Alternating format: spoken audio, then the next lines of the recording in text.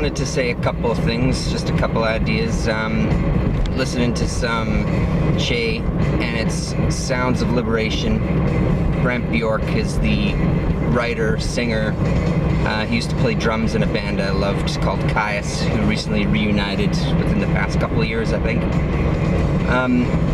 Caius were kind of a desert rock, stoner rock type band, and a bunch of the guys went on to do other stuff. Most notably Josh Homme, who was the guitar player. He went on to do Queens of the Stone Age. The singer went on for a short time to do a band called Slow Burn, and then another band called Unida. So yeah, this is kind of Brent Bjork's version of all this rock. I'm going to see a band called The Thing tomorrow, which is a 3-piece jazz band, which I'm super excited about. I think it's been about 3 years since I've seen them before. One of their last albums was The Cherry Thing, Nina Cherry doing vocals with them. They're an amazing band. Saxophone, stand-up bass, and percussionist, and the drummer, especially jazz drummers, they blow my mind with the ease that they play, and the intensity of the sound and the busyness of the sound is pretty incredible as far as what you're actually hearing, and just seeing this guy just lightly, effortlessly just play this stuff is mind-boggling. Super excited about that. They're playing at a jazz club, a blues club, called the Windsor. So I'm excited about that. That's going to be cool. And then later on this year, October-ish, the Send and Receive Festival, which is a festival of experimental music. Their year is going to feature Tony Conrad and a guy that was kind of a big influence for me, or just like a big enjoyment, Charlemagne Palestine. And they're all in the world of minimalism and drone. So basically the idea is using held tones to create tension and create overtones and create rhythms, and just playing with that sort of thing, and just the joy of sound. So Charlemagne Palestine, they got him a church actually here in town because he's going to play the church pipe organ. I think it's one of the biggest ones in Winnipeg. I'm not sure if it's the biggest one. I've been in the church, but I vaguely remember the pipe organ.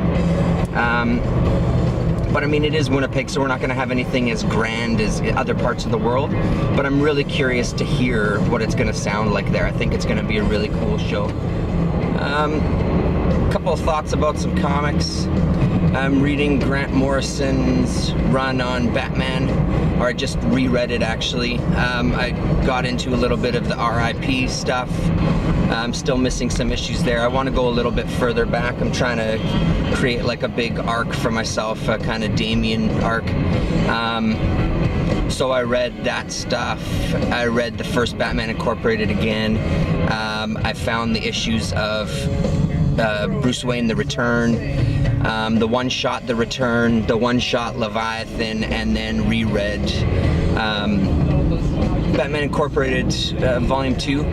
And yes, today actually, when I went to that comic shop, the 25% off broke down, and I got him to order the third printing of Batman Incorporated number 8, The Death of Damien, and I got him to order 9 and 10 for me as well. I'm still a bit bothered by that whole thing, but I've kind of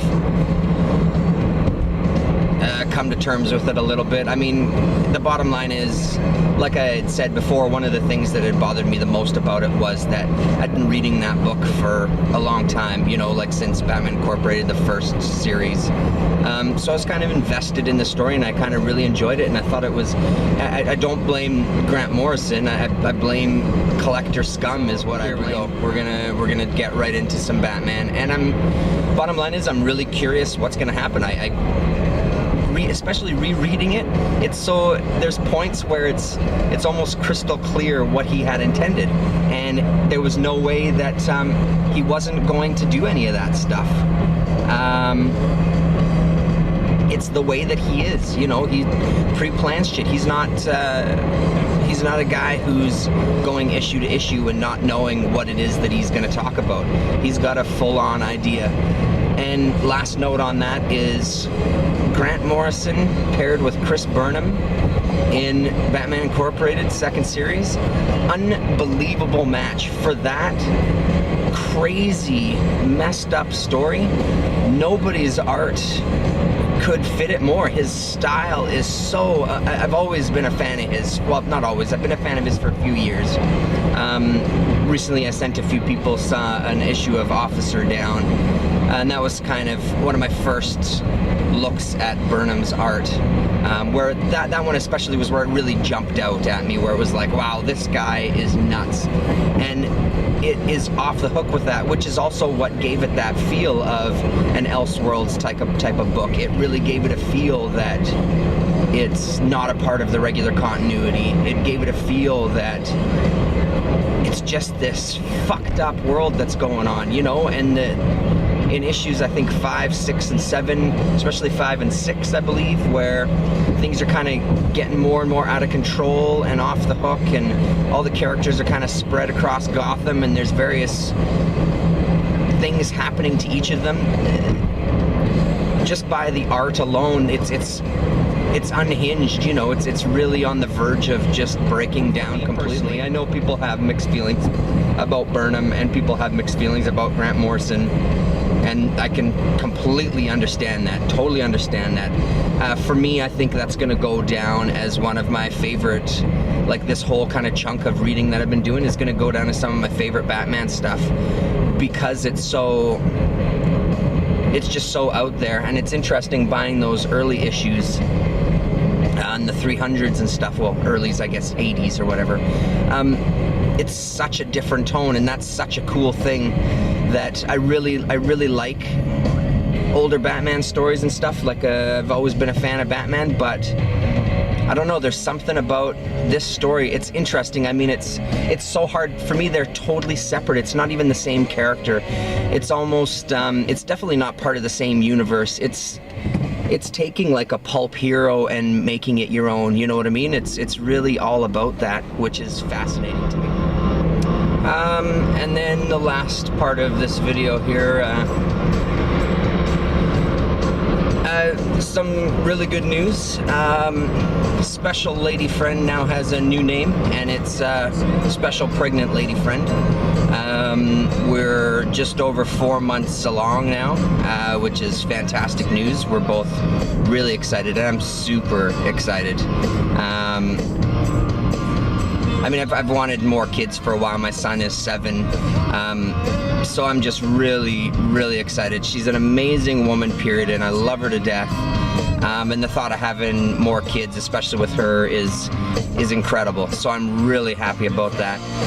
We're in the process of looking for a house right now.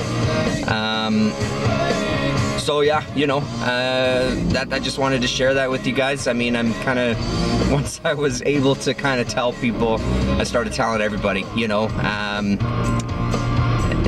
As some of you know who have kids, I mean, that first 3 months is kind of excruciating. You're kind of excited, but you can't really share it. And there's close friends of ours who are pregnant as well. They're a couple of months further along than we are. So when they told us, it took everything in my being not to tell them. So once I could tell people, I just went to town. So yeah, that's the biggest news. Pregnancy and house. So I'll still be around. I'm still watching videos. Lost my light there.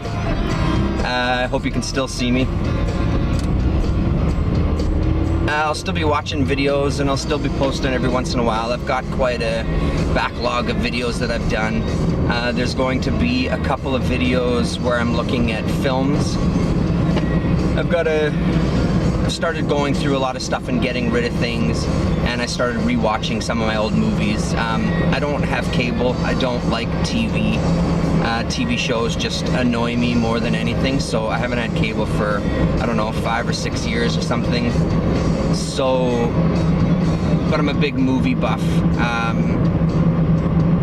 So as I was going through my movies and kind of rewatching some things, I decided to do a few spotlights on some of my favorite companies.